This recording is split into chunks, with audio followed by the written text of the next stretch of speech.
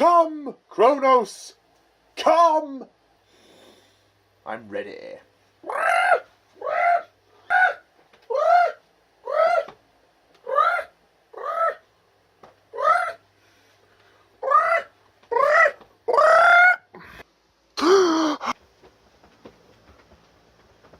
Oh no, get off!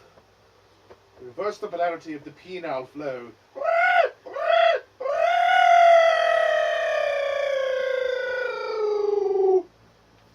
Oh, in the name of Athens! Oh, sorry, Atlantis.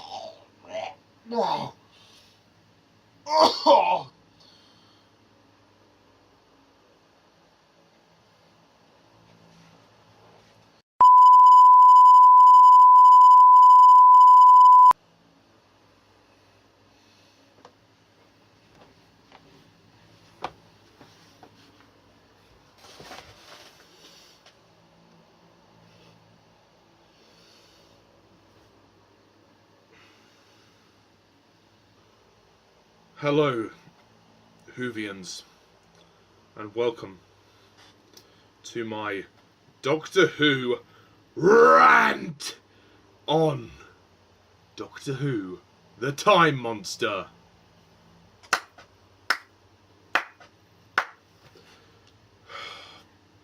Fucking hell. Alright, let's do this, much to my dismay. This is the 64th Doctor Who story, and it's the 5th and final serial of Season 9. And, you know, whatever, you know the drill. The story of this. The Master, in the guise of Professor Thaskalos, has constructed at the Newton Institute in Wooton a device known as Tomtit, transmission of matter through interstitial time, whatever, to gain control over Kronos, a creature from outside of time. The creature is summoned but proves to be uncontrollable.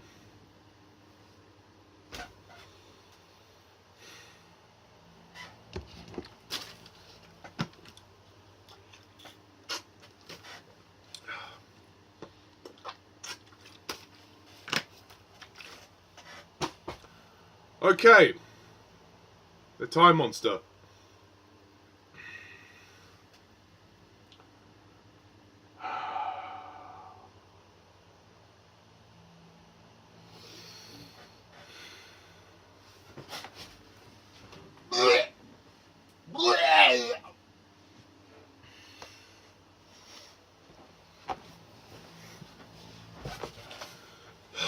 Sorry about that.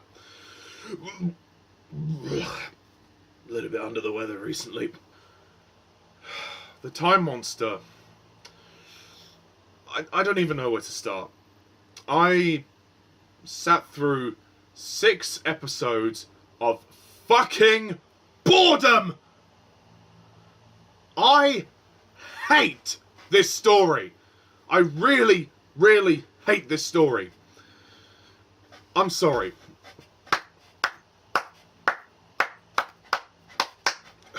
I cannot stand this Doctor Who story. I'm sorry. And I've been putting this off for a few days because I was told this story was pretty shit. And you know what? People were right. I mean, what the fuck? I mean, to be fair, it's not like there's anything offensively bad about it. It's just that it's just fucking crap. It's just, I mean, the story itself is terrible. I have no clue what the hell is going on, and it's so convoluted beyond belief. And why does it take 5 parts to get to Atlantis? 5 parts out of a 6-part story? Are you fucking serious? I mean, Jesus. You know, the problem with this story is that it drags. It fucking drags for 6 parts. I'm snoozing in my chair because I can't keep up with this stupid plot. I mean, what the hell? Why don't you just set the entire story in Atlantis? Because that would have been far more interesting. But no, you have to have 4 parts of fucking filler, as well as the other 2 parts in Atlantis. It's like 2 different stories stitched together. It doesn't work. It doesn't make sense. And I'm just completely, I don't give a shit after a while. This story is just boring, convoluted, way too long, just dull, so fucking dull. I mean, what do we have to do? I mean, this season has been plagued with disappointments, and this is the biggest disappointment of them all. Fuck you. The script is terrible. Written by Charles Sloman. LOL. Charles Sloman. He only writes slow stories. Get it? Am I bothered? Look, at the end of the day, I know this story does have some people that enjoy parts of it, but I just didn't enjoy a single thing of this story. The supporting cast do a good job for what they have. I mean, this story is fucking silly. This is the story where Sergeant Benton gets turned into a baby. Yes, that happens. And it really fucks me off. It just takes the whole thing to a new level. The very last shot of this story had me bloody cringing when Benton is transformed back to normal. Then he stands up and he's in his birthday suit, quote unquote. I'm just thinking, I mean, I saw that and I was like, what? What? What? Where has this come from? Where has this fucking come from? Who wrote this? I mean, well, why would they write such a fucking awful story? The script is terrible. The acting is over the top, with the exception of John Pertwee, Katy Manning, Nicholas Courtney, and Roger Delgado. They are fantastic. Everybody else is over the top. I mean, there's that guy, the high priest, who's like, "Oh, Kronos! Oh, come to me! Oh, Kronos!" Just, it's like a fucking pantomime. I mean, for God's sake, I can't take this story seriously. There were many moments when I was watching this, when I just curled up, I went, I just laughed because it's so stupid. I can't take it seriously. And the direction by Paul Bernard, well, fuck that. You know, F to the U to the C to the K, fuck you with that shit. It doesn't work. I mean, this is 6 parts long. It's just the biggest problem. Instead, it just drags. It's too long. It is far too long for its own good. I mean, there are some moments, and it is nice to have Roger Delgado in the story as well as the Master, and unfortunately, this is his penultimate performance, and what a crappy... I mean, what an absolutely crappy story to have as your penultimate. Oh dear. I mean, one thing I will say though is when we get to Atlantis, there are some good things. The artistry of Atlantis is great, and the production design is good. The sets are well done. And when we get to meet the Queen, I mean, bloody hell. Whew. She has some nice jugs on her. Let's just say that. I mean, look, at the end of the day, I'm a guy, you know, I'm attracted to women. I mean, you know, I'm sure she's a lovely person and she's a decent actress, but, you know, if there's a good-looking girl, I'm gonna notice, and she's a very good-looking girl. I also like her, I think it's her handmaiden, Lakis, I think her name was. She's quite pretty as well. So, I mean, you know, all the Atlantis scenes were interesting, and I really do wish that this story had chosen to set the entire story in Atlantis, because it would have been a lot better than this dribblesome bore that we got. I mean, this is meant to be the finale of the season, and it sucks. It's crap, and I'm sorry. I'm not going to apologise for my opinion. I make no apologies for my opinion. If you disagree with me, okay, fine. But, you know, I'm sorry. This story just bored the crap out of me. And I thought Colony in Space was boring. But this was even worse. Because of the silly, nonsensical tone, the over-the-top acting, and Kronos. Oh my god.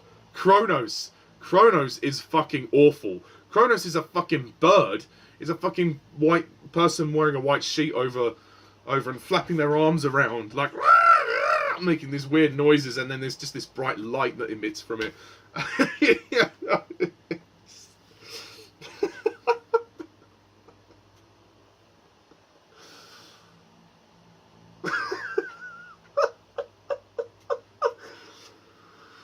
Oh, God, that sucks.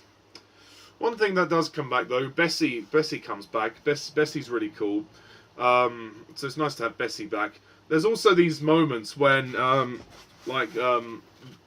Kronos slows down time, and then rather than actually slowing down the footage, the editors and the makers of the show decide to direct the actors to run slowly and walk slowly like this. And there are certain shots when you see them running and it looks really awkward. It's just laughably bad. Oh, God almighty. I mean, this is a crap story. It's a fucking snail. It is a masterpiece of absolute shit. And I mean that. It's not without its redeeming features. There's also quite a nice scene in a prison cell where the Doctor and Joe are there, and he's talking to her about him when he was younger on Gallifrey, and so we're delving into his past a little bit, which is quite nice. Also, Joe is very good in the story. She gets a lot to do. And I like her Atlantis costume. I think she looks very pretty in that.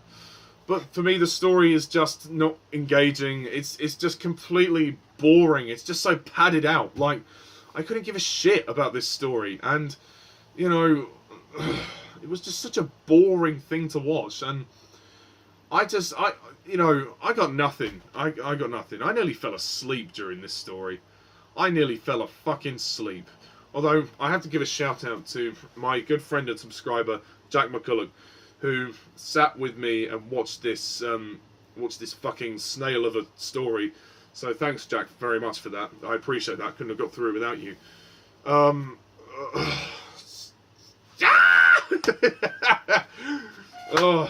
I got nothing else to say. I mean, the actual device that they have, the Tom Tit, is not bad looking. I mean, it looks a little cheap now, but for the time, it's not bad for a TV budget, I suppose. The Brigadier's in the story, although he doesn't get a huge amount to do, but it's nice to see him back, because he has been absent in the past few stories, as the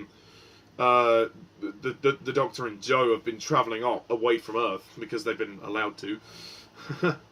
But yeah, no, Brig is back, and he means business, so it's nice to see him back.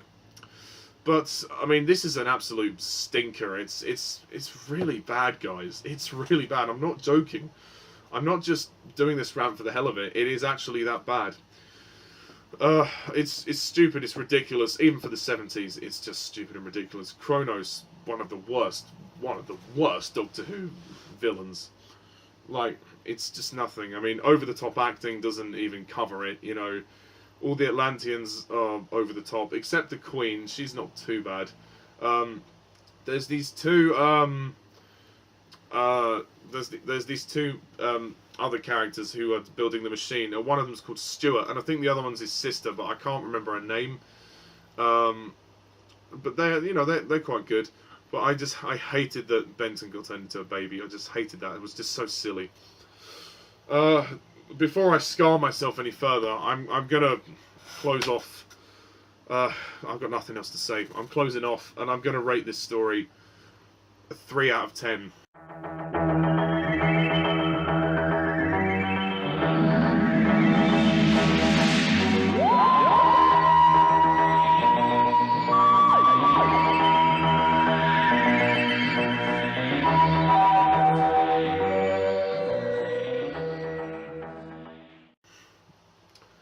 Yeah.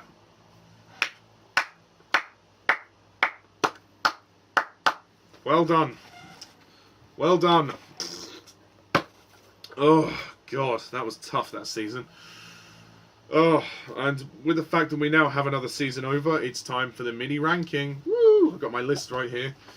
But season 9, oh, that was tough. I mean, there was a couple of good ones in there, but the other ones were a little disappointing. It was more disappointing than good, which was a shame. But nevertheless, okay, so to kick off the ranking, at number 5, the Time Monster.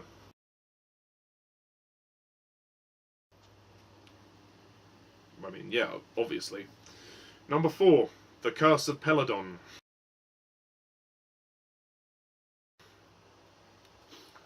Number 3, the Mutants.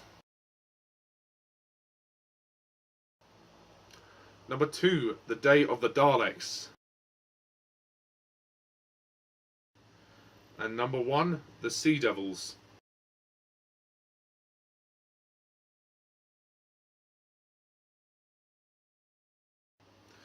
So, yeah, that's my official ranking of the Doctor Who Season 9 stories done. And yeah, that's it. And the next story we have to review is The Three Doctors. Woo! Which is the 10th anniversary special. Yay! And so all 3 Doctors are going to be back, which is fantastic. I believe it's William Hartnell's final appearance as the Doctor, like officially, like on screen. I know his regular appearances are over, but even so. And then Troughton's back as well, which is great. So that should be a hoot. That should be fun. And that will kick off season 10, which is Pertwee's second from last final season. So yeah, we are well, we're over halfway there now, so it should be interesting. And I'm sorry I've been slow on the Pertwee reviews, but I plan to pick up the pace of my reviews significantly. Sorry about the delay. But as for the Time Monster, fuck you. Fuck you up the arse. That's all I have to say. If you disagree with me, that's fine. I'm sorry for the rant, but, you know, that's just my opinion. So, with that in mind, I'm going to close off by just killing myself for the evening. So, I'm Mr. Thomas11. Thank you all for watching, and goodbye.